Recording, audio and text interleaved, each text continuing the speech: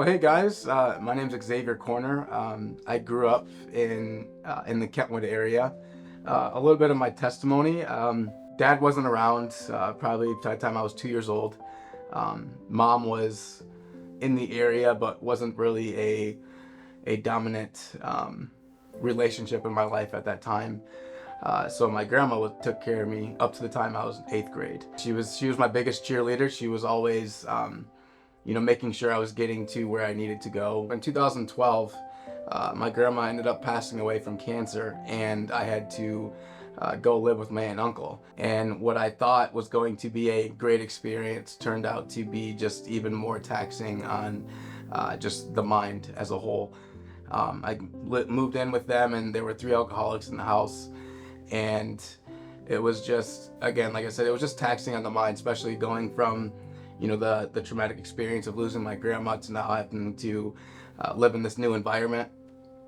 It was difficult to say the least. I could definitely see how the enemy tried really hard throughout those years to really get me to distract myself with so many other things.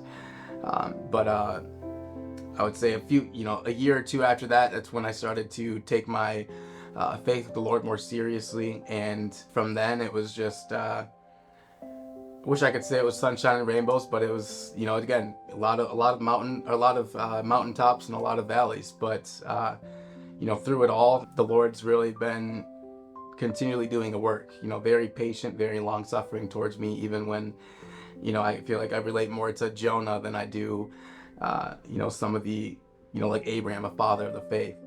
For me, like I said, mom wasn't around, dad wasn't even in the picture. It's like I don't have a very good idea of what it looks like to be a son, because really I never got to be one. I don't know what it feels like to really have a relationship with a dad, because mine wasn't around. And so not to oh, pity me, but it's just like that's just the reality. For me, going into the Freedom Appointment, I was actually just coming out of I would say another so-called pit of depression and just self-pity.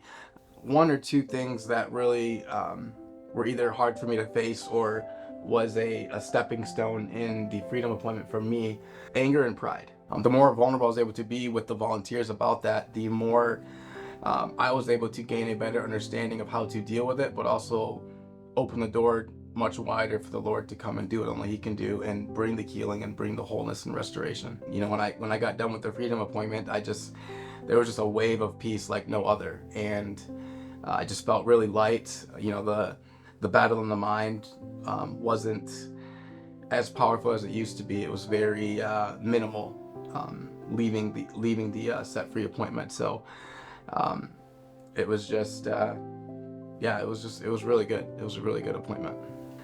With that, I just want to encourage you guys to to keep fighting, to keep though a righteous man falls 7 times, he rises again. Keep getting back up. And my name's Xavier, and this is my story, and I hope it encourages you.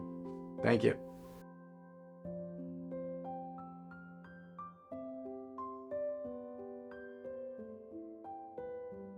So for the reality of God in my life, I would say even when you don't think He's working, He is.